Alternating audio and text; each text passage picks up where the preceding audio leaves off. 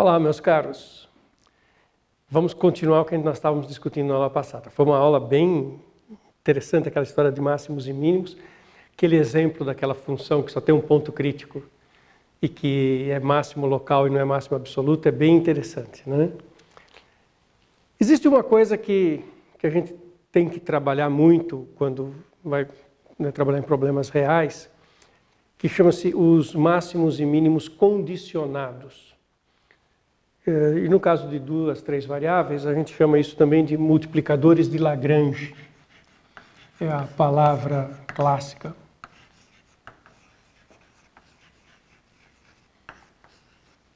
Claro, o Lagrange é um dos que organizou esse conhecimento. Então, multiplicadores do Lagrange. Tá.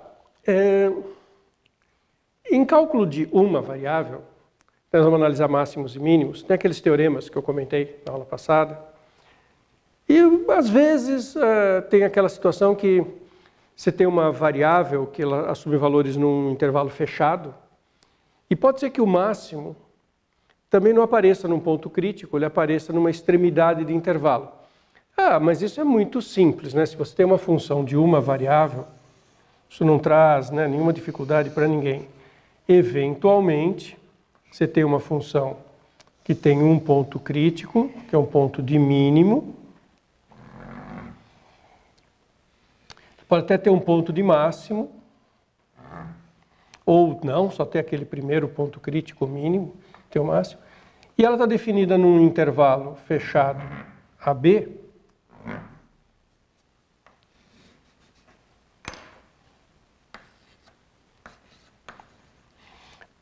E o máximo absoluto não acontece nem nesse mínimo local, nem nesse máximo local, porque o máximo absoluto vai ocorrer numa extremidade de intervalo. Isso é conversa simples, conversa de criança. Eu tenho ali a minha função, tenho os pontos críticos, pode ter um, pode ter dois, pode ter vários. E a função, quando ela está definida num intervalo fechado, ela sempre vai ter máximo e sempre vai ter mínimo. Isso é uma característica das funções, basta ser contínua, não precisa nem ser derivável.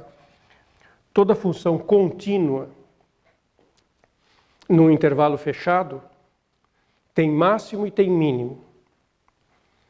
Então, vai ter que ter máximo e mínimo. Aí, se acontecer da função só tiver um ponto crítico, isso às vezes acontece, poderia só ter um crítico. Você fala, mas como assim? Porque se ela tem que ter máximo e mínimo, não tem que ter os dois? Não, porque o máximo e o mínimo podem estar nas extremidades. A função pode não ter nenhum ponto crítico. Ela tem um máximo e tem um mínimo e estão nas extremidades. Então, são duas coisas que se juntam e que não causam nenhuma dificuldade para ninguém. Os teoremas de máximo e mínimo, ponto crítico, deriva igual a zero. Derivada segunda, vê o sinal da derivada segunda, se a segunda é zero, procura a terceira, a quarta, qual é a primeira derivada que não se anula. E, bom, aqueles teoreminhas bonitinhos de máximo e mínimos locais, não é? E lembrando das extremidades, como a função no intervalo fechado sempre tem máximo, sempre tem mínimo, então, se não estiver nos pontos críticos, eu vou olhar o intervalo fechado, as extremidades do intervalo. E isso não é problema para ninguém. Tá. Várias variáveis, como é que fica? Tudo em várias variáveis fica mais complicado, né? Esse grau de liberdade que as dimensões trazem faz uma situação ficar muito rica em termos de possibilidades, mais sutil em termos de análise, às vezes mais difícil em termos de análise, mas muito mais desafiadora, né? Porque a riqueza do que ocorre é muito interessante. Então, vamos colocar o problema dos máximos e mínimos condicionados. Qual que é a pergunta? Do que nós vamos falar, então, nessa próxima aula? Nós vamos falar do seguinte. Eu quero determinar, esse é o problema, determinar máximos, mínimos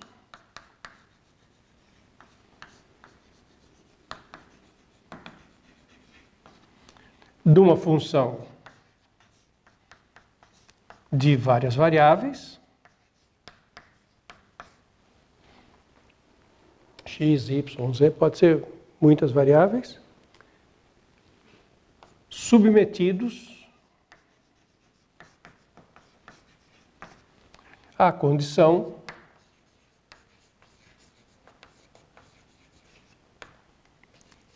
g de x, y, z igual a k. Isso que é o tal do condicionado. Então, eu vou procurar os máximos e mínimos, mas não da função espalhada por todo o seu domínio. Os pontos que me interessam, eles têm que satisfazer uma determinada condição. De onde vem isso, né? Os pontos, nesse contexto, eles não estão variando em qualquer lugar do domínio. Eles têm condicionantes. Daqui a pouco eu mostro como é que você equaciona um problema.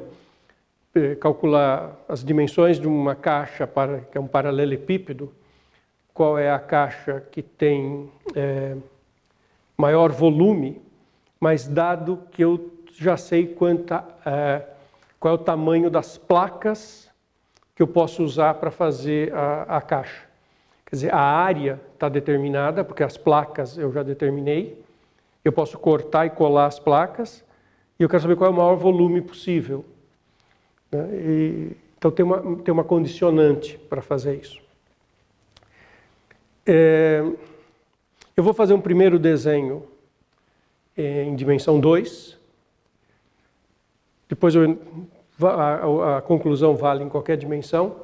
E depois eu vou fazer uma extensão do resultado que eu vou obter. E aí eu faço em dimensão 3, para deixar mais claro. O primeiro raciocínio eu vou fazer em dimensão 2, porque é mais fácil da gente acompanhar. Daria para fazer também em dimensão 3. Então eu vou começar fazendo em que o domínio é de duas variáveis. Tá? Então eu vou fazer uma análise inicial em que a minha f é uma f de x, y, só duas variáveis, e a condição é que o g de x, y vale um certo k. Então, o domínio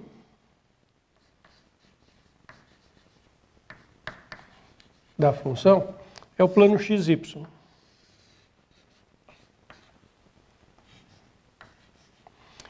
Não estou falando do gráfico nesse instante, tá? O gráfico de uma função de duas variáveis, x e y, domínio no plano, e o gráfico é uma superfície, como a gente está acostumado a fazer. Mas eu não estou falando da superfície nesse instante, eu estou olhando só o domínio aqui.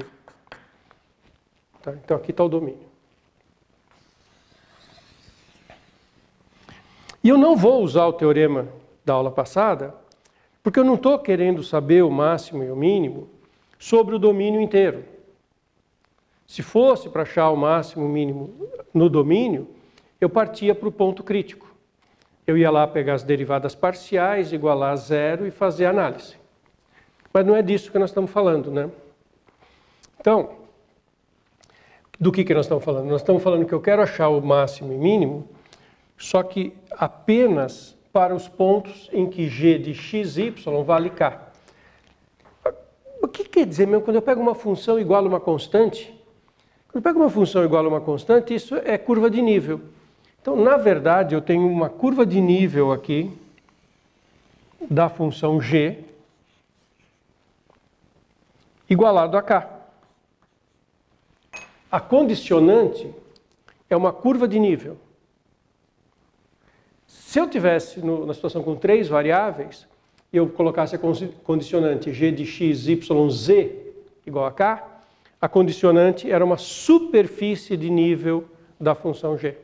Então, a condicionante me dá a superfície de nível da função que está sendo a condição, né, da g. E o que eu quero saber é o seguinte, andando sobre essa g, se a minha f está aumentando, diminuindo, cadê o ponto de máximo? Tá? Um desenho muito ilustrativo. Se eu estou andando aqui na G, na curva de nível da G, e a F está aumentando, então é porque eu estou subindo do nível na F. Se a F ficasse fixa também aqui, é porque eu estava numa curva de nível da F. Enquanto a F estiver aumentando, eu estou mudando de curva de nível. Então eu vou desenhar as curvas de nível da F.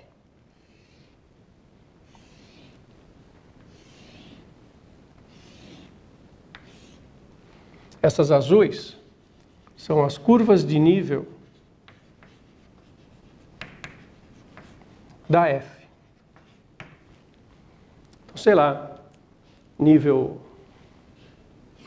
10, 12, 14, 11, diferentes níveis da F. Então, vamos brincar de andar em cima da curva de nível da G. Se a F está aumentando, isso significa duas coisas. Não cheguei no ponto de máximo e eu estou mudando de curva de nível da F. Se a F estiver diminuindo, é a mesma coisa, é análogo, né? Então, se a F estiver diminuindo, é porque eu estou trocando de curva de nível para uma curva de nível menor ou maior da F. Quando é que eu vou achar um ponto de máximo ou de mínimo da F? Quando eu estiver andando nas curvas de nível da F, subindo, quando eu começar a descer. Olha que raciocínio sutil e simples. Eu estou na curva de nível da G, mas eu estou querendo comparar com o que a F faz. Então eu vou pensando nas curvas de nível da F. Se eu estou nível acima, eu ainda não cheguei no ponto de máximo, porque eu estou indo para a curva de nível mais alta. Quando é que eu paro de subir? Quando a minha curva de nível da G for tangente à curva de nível da F. Enquanto a curva de nível da G cortar as curvas de nível da F, eu estou subindo. Olha que raciocínio elegante, sutil e nada complicado, mas é tão sutil, né? Então, a curva de nível da G, essas branquinhas são as da F. Se eu estou subindo, eu estou cortando as curvas de nível da F. Enquanto a função estiver aumentando, eu estou atravessando as curvas de nível da F e indo para o nível mais alto, nível mais alto, nível mais alto. O que acontece para que eu pare de subir dos níveis da F e atinja um máximo? Quando eu parar de cruzar os níveis das curvas de nível da F. Parar de cruzar é ser tangente e voltar a diminuir. Quando isso ocorre, eu estava subindo nas curvas de nível da F, tangenciei e comecei a baixar nas curvas de nível da G. Abaixar nas curvas de nível da F, seguindo a curva de nível da G. Então, tipicamente, quando é que está o ponto de máximo ou de mínimo da F? Ele está nos pontos em que as curvas de nível da F e a G, que já era uma curva de nível, forem tangentes. É muito sutil esse raciocínio. Essa é a essência do multiplicador de Lagrange. Agora, você lembra que o vetor gradiente é perpendicular à curva de nível? Se eu tenho duas curvas de nível tangentes, olha para a direção perpendicular. A direção perpendicular é comum. Duas coisas tangentes, duas coisas que são tangentes com diferentes curvaturas, mas tangentes, elas têm a mesma direção perpendicular. Então aqui eu tenho duas curvas tangentes, mesma direção perpendicular, e o perpendicular é o gradiente. Então os dois vetores gradiente estão na mesma direção. Em linguagem, sempre, né, da álgebra linear, um é múltiplo do outro. Então daí vem a famosa condição do multiplicador de Lagrange. Quando é que eu tenho o ponto de máximo ou mínimo da F submetido a essa condição? Primeira regra, o gradiente da F no ponto XYZ é múltiplo do gradiente da G no ponto x, y, z. Os gradientes são múltiplos. Esse cara aqui, o lambda, é o multiplicador de Lagrange. É o multiplicador. Mas olha que raciocínio sutil e elegante. Para que você, né, repetindo bem rapidamente, estava subindo as curvas de nível da F e não tinha chegado no máximo ainda. Quando é que você chega no máximo ou no mínimo? Quando você para de cortar as curvas de nível. Porque enquanto você está cortando as curvas de nível, você está mudando de nível. Você está ou subindo ou descendo no nível. A hora que a condição da G tangencial uma curva de nível, é porque você mudou. Você estava vindo, subindo, não atravessa mais e volta. Aí você passa a descer nas curvas de nível, porque você passou pelo máximo. Super fino esse raciocínio. Então, essa é uma condição. E a outra condição, bom, a condição é que os pontos têm que satisfazer a equação g de x, y, z igual a k, que é a condicionante do problema. Então, os pontos de máximo mínimo, que não vão ser pontos críticos, porque nós não estamos falando de uma função definida no seu domínio normal, aberto, com todas aquelas coisinhas bonitinhas da aula passada. Nós estamos olhando a f restrita a só uma curva ou a só uma superfície, restrita a uma condição. Então, esses pontos não são pontos críticos. Mas como é que eu acho, então, os máximos e mínimos condicionados? Eu resolvo esse sistema e eu vou ter ali uns candidatos. E aí eu analiso pontualmente, analiso ad hoc, cada um dos candidatos que vierem da solução desse sistema.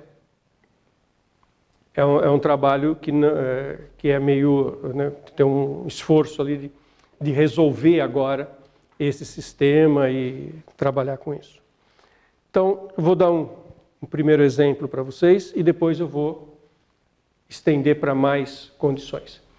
Esse raciocínio que eu fiz aqui com duas variáveis, daria para fazer com 3, com mais. Ao invés de ter as curvas de nível da F, eu teria superfícies de nível. E ao invés de ter a condicionante uma curva de nível, eu teria superfícies de nível. E eu imaginaria que eu estou atravessando as superfícies de nível. Quando é que a minha F para de crescer? Quando eu chegar no máximo. E para chegar no máximo eu tenho que parar de atravessar agora as superfícies de nível. E a hora que eu viro, a conclusão seria que as superfícies de nível seriam tangentes e, portanto, os gradientes que são perpendiculares seriam múltiplos um do outro. Aí o multiplicador de Lagrange. O raciocínio é o mesmo, com dimensão a mais.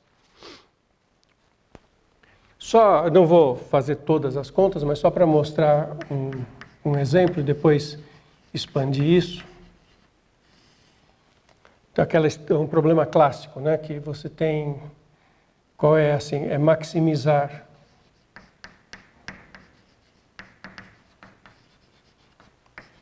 volume de uma caixa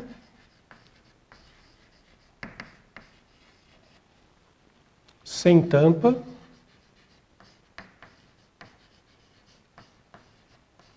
com área lateral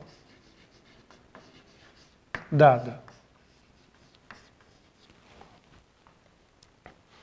Quer dizer, o problema é assim, a quantidade de placas, né, de área que você tem disponível para fazer a caixa está dada e você quer saber qual é a área que tem maior volume possível.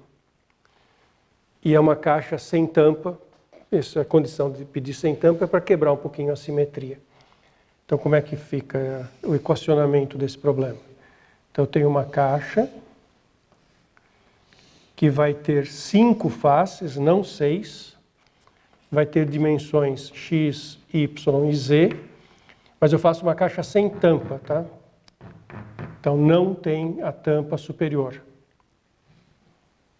Eu tenho 6 superfícies.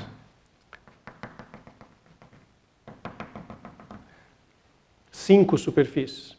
Não tem a tampa superior, tem a base e tem 4 superfícies laterais. Por que que isso vira um problema de máximo e mínimo condicionado? Porque eu quero maximizar a função volume. Volume de x, y, z, que são as dimensões da caixa, x, y, z. A caixa tem dimensões x, y, z, e eu quero maximizar o volume, que é x, y, z. E qual que é a condicionante? Que a área total é dada.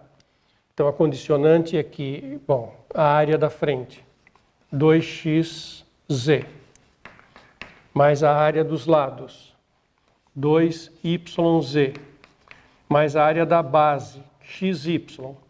Isso é igual a uma constante k. Isso aqui é a área das placas que eu vou usar para fazer a caixa. Duas placas de frente e trás, duas placas esquerda e direita, uma placa embaixo e a área dada pré-determinada. Então é um problema que se encaixa, né, perfeitamente nos problemas de máximos e mínimos condicionados. E o que aquele bicho diz? Bom, como é que você procede aqui? Você tem que calcular o gradiente da função volume. O gradiente da função volume é yz, xz e xy, derivando em relação a x, y e z. A função g é essa função que está igualada a k. Então, quem é o gradiente da g? O gradiente da g é... aqui é g igualado a k, então a função g é essa expressão. 2z mais y, 2z mais x, e derivando em z, 2x mais 2y. Então, o sistema que a gente quer resolver, quando a gente vai aplicar o Lagrange para este problema, eu tenho que resolver o seguinte sistema de equações. YZ igual a lambda, que multiplica 2z mais y, esse é múltiplo desse. Xz é lambda 2z mais x, xy é igual a 2x mais 2y, e 2xz, que é a própria condicionante, a g igualada a constante. 2xz mais 2yz mais xy igual a um número k, não é? Se você quiser, imagina aqui um número qualquer, 36, e pronto, virou um número. Observe que isso é um sistema que tem 4 equações e 4 incógnitas. As incógnitas são x, y, z e lambda. O lambda, que é o multiplicador de Lagrange, que é o fator que estabelece o fato de que um gradiente é múltiplo do outro, é uma das incógnitas desse sistema. Esse aqui é um número dado, né? Eu não coloquei nenhum número porque eu não vou resolver esse sistema, só estou ilustrando. O sistema não é linear. Um dos nomes, uma das áreas onde isso é muito usado, um nome que se aparece muito, é de otimização não linear. Tem otimização linear e otimização não linear, que são coisas muito usadas na área de análise numérica, de cálculo numérico. É quase que uma área dentro da produção, né, essa otimização. Também usa-se muito a palavra programação linear e programação não linear. E é toda uma área aí que é uma interface entre engenharia, computação, matemática aplicada, física, envolvendo muitas coisas. Então, o sistema não é linear, raramente vai ser linear. Portanto, todos aqueles métodos de resolução de sistemas não se aplicam, aqueles métodos simples, escalonamento, pivotamento, aquelas coisas todas não dá para fazer. E aí você tem que fazer. Esse aqui dá um certo trabalhinho, e aí usa muita esperteza, né? Esse aqui, uma boa ideia é multiplicar primeira equação por x, a segunda por y, a terceira por z, que fica x, y, z nas três. Então, o que tiver desses lados são iguais. Aí você iguala 2 a 2 e começa a tirar relações entre x e y. Daqui acaba saindo que o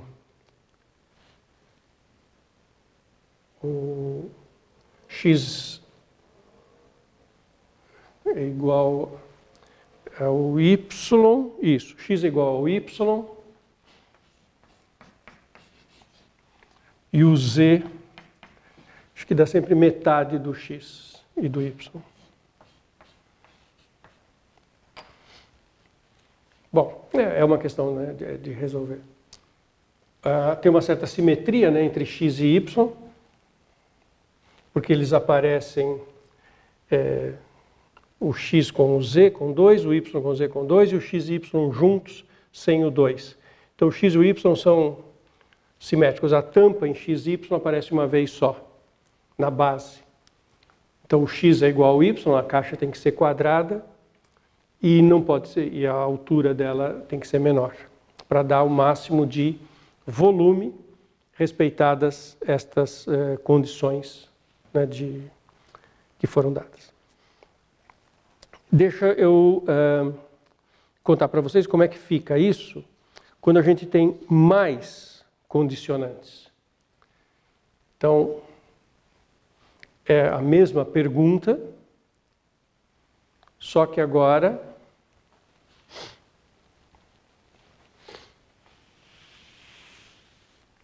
eu quero determinar máximos, mínimos de f de x, y, z submetidos às condições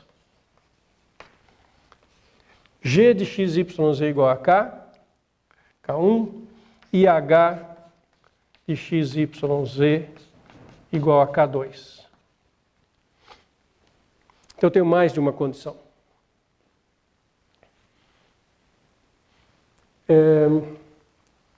Quando ele está com duas variáveis, eu fiz o desenho para vocês aqui com duas variáveis, porque é mais fácil de entender, né? Quando você está com duas variáveis, não faz muito sentido colocar mais condições, né? Se você tem o domínio, já tem uma curva que é uma condição. Se você tiver uma segunda curva, você já corre o risco nem se encontrarem, né? O G e o H. E se se encontrarem, duas curvas já vão se encontrar em poucos pontos. E aí, isso sem nem olhar o gradiente. Só a intersecção dessas curvas, né, porque eu quero que esteja satisfazendo tanto essa quanto essa, já dá uma restrição brutal do problema. Então, raramente vai ter sentido pensar em ter condicionantes variadas quando a dimensão é baixa. Então, agora, por causa disso, porque não adianta ficar pensando em dimensão baixa, vou fazer agora, então, o desenho em dimensão 3, que no caso anterior, para começar, eu fiz em dimensão 2, né? Agora vamos pensar em dimensão 3. Então, eu vou fazer aqui, o domínio da função é o R3.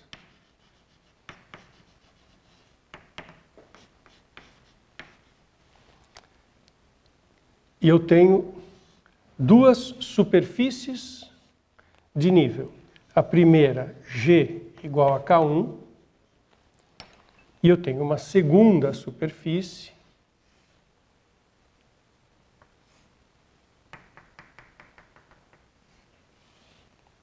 H igual a K2. Então, quando eu tenho três variáveis igual a uma constante, eu caio na superfície de nível. E eu tenho duas superfícies de nível aqui.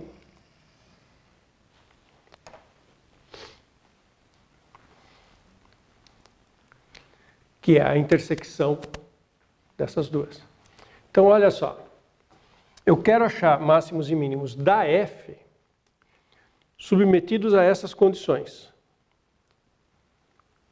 Essas duas condições, tipicamente, né, duas superfícies que são as superfícies de nível, uma da G, outra da H, no espaço, vão se encontrar e vão determinar uma curva, que é a intersecção dessas duas superfícies.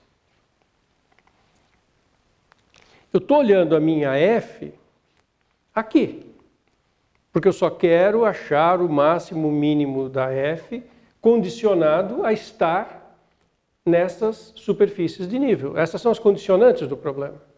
Então eu quero saber como é que está a F aqui. Tá?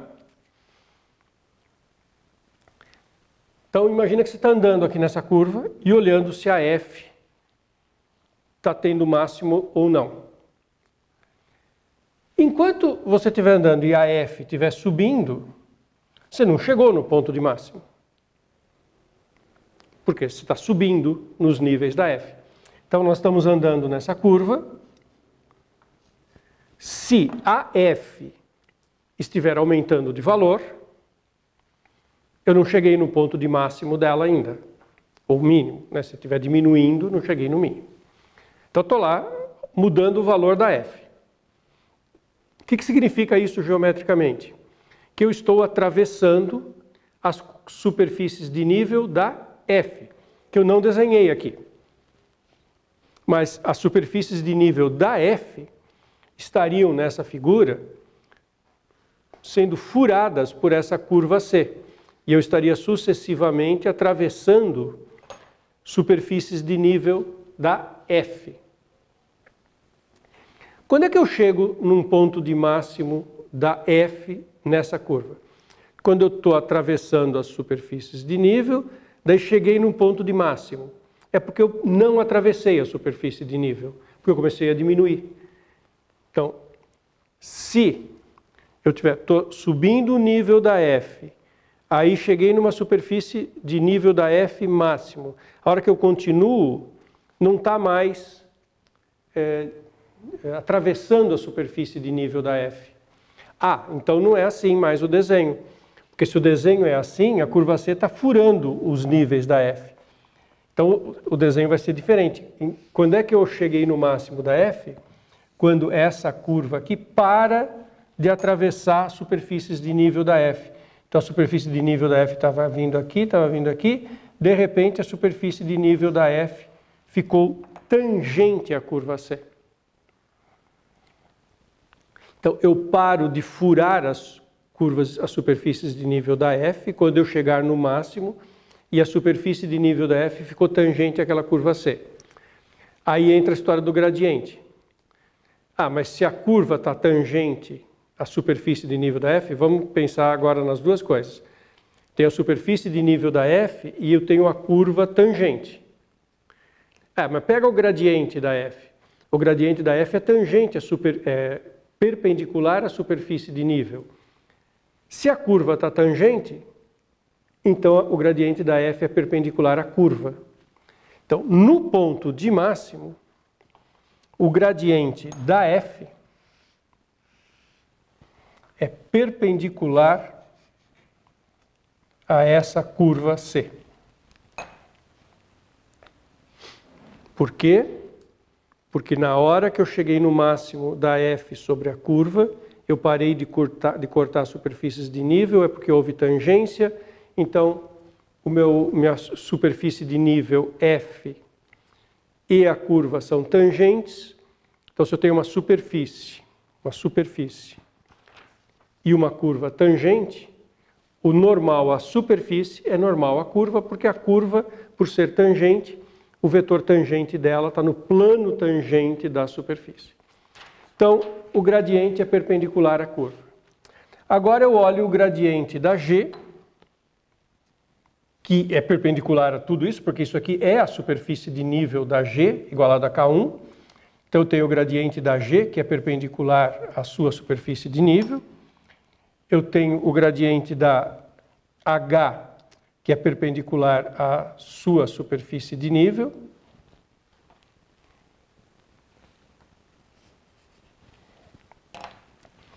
Ou seja, esses gradientes geram um plano tangente à curva C. Curva C ela tem um vetor normal, que é o normal branco, um outro vetor normal, que é o amarelo. Eles dois são normais à curva C, cada um por um motivo diferente, porque a curva C está na superfície de nível de ambas. Então, eles geram o plano tangente, o plano normal a essa curva. Como eles geram o plano normal a essa curva, eles geram o vetor gradiente da F. Tudo isso para dizer que, nesse caso, o sistema que nós vamos resolver para achar máximos e mínimos, ele é gradiente da F igual ao lambda gradiente da G mais mi gradiente da H. Daí o plural do multiplicadores de Lagrange, porque o gradiente da F é combinação linear do gradiente da G e da H. Ele está num plano que é normal àquela curva C e que é gerado por esses dois vetores. Ah, tem uma hipótese básica tácita, né, que nesse momento fica muito clara. Eu tenho que supor que as condicionantes geram vetores gradientes para G e para H que sejam a base desse espaço. Então eles não podem ser nulos, por exemplo, senão não teria uma base. Quer dizer, o multiplicadores de Lagrange funciona se as condicionantes se interceptarem, de fato, fazendo uma curva. Tá? E os seus gradientes gerarem o espaço perpendicular a essa curva. E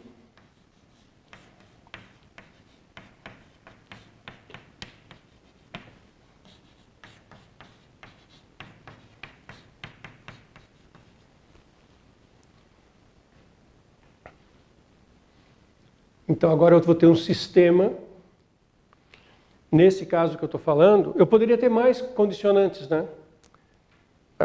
Que faria sentido ter muitas condicionantes. E aí teria a combinação linear dos gradientes das condicionantes. E, por exemplo, nesse caso que eu acabei de escrever, eu vou ter um sistema com 5 equações e 5 incógnitas.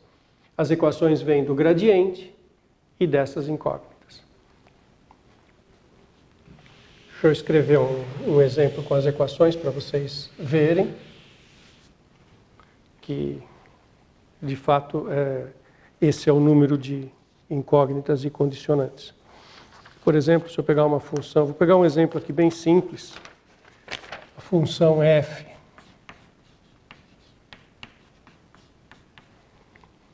x mais 2y mais 3z. Observe que essa é uma função que tem um comportamento de ser linear, né? E ela não tem um máximo, mínimo, né?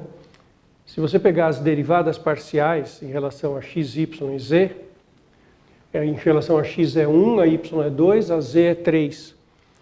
Então, nunca o gradiente vai ser nulo, nunca vou ter ponto crítico. Eu não vou ter derivadas parciais igualáveis a zero. As derivadas parciais são constantes e números, não nulos. Então, nossa função não tem ponto crítico. Então, ela não vai ter máximo, mínimo naquele sentido da aula passada. Mas se eu colocar restrito as seguintes condicionantes: g de x, y, z igual x menos y mais z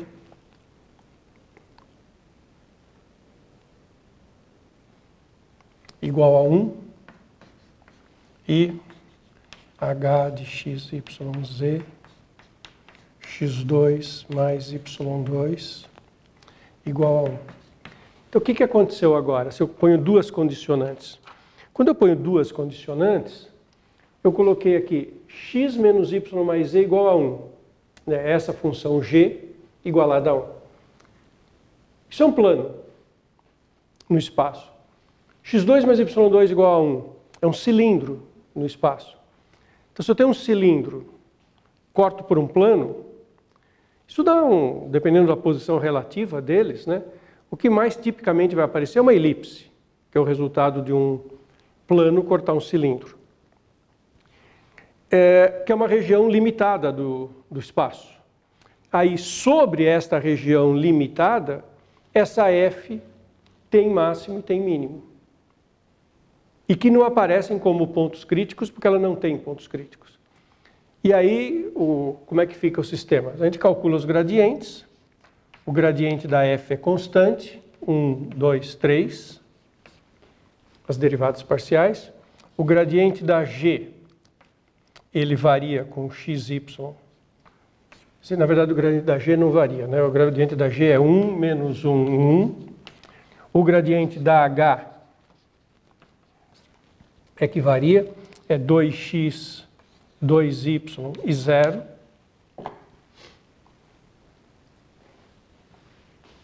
E o meu sistema, para este exemplo, fica, onde é que estão as equações todas? Gradiente da F, combinação linear de G e H. Então, fica 1 igual a 1 mais lambda mais 2x mi, que é o mi vezes o gradiente de H.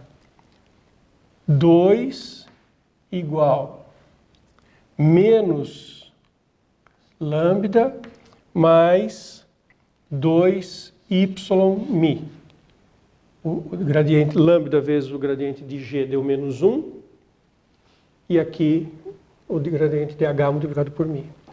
3 igual gradiente da G, que é 1, então da lambda. E o gradiente da H é 0, então não tem nada aqui, só isso.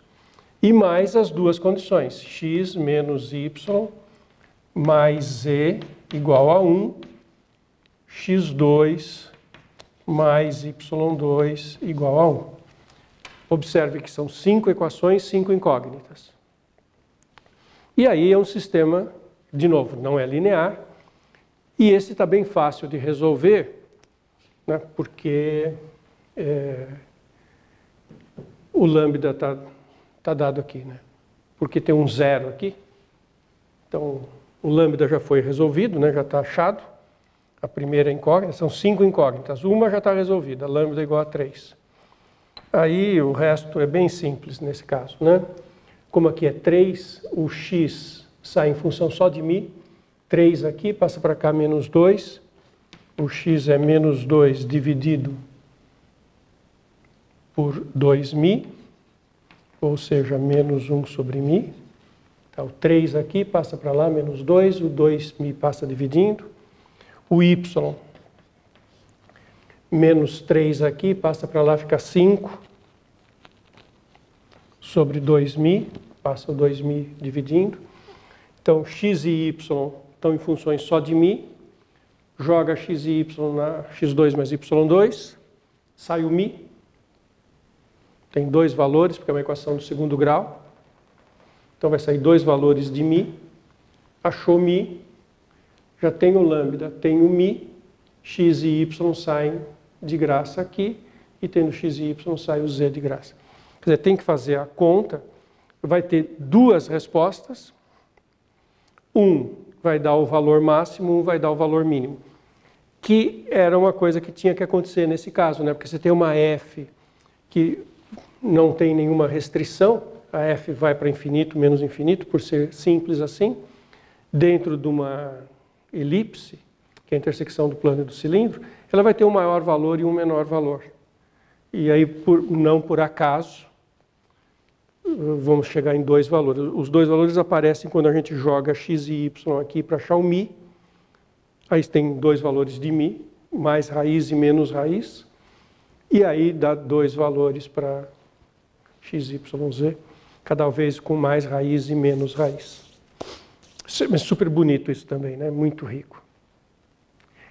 Bom, estão começando a fechar o ciclo das coisas mais básicas que eu quis recordar com vocês. Agora, nas próximas 2 semanas, a gente vai começar a entrar em coisas mais avançadas, do tipo equações a derivadas parciais, equações diferenciais, métodos de solução de equações com derivadas parciais, e vamos chegar mostrar uma análise interessante da equação de Black-Scholes. Isso já na última semana. Bom, hoje ficamos por aqui.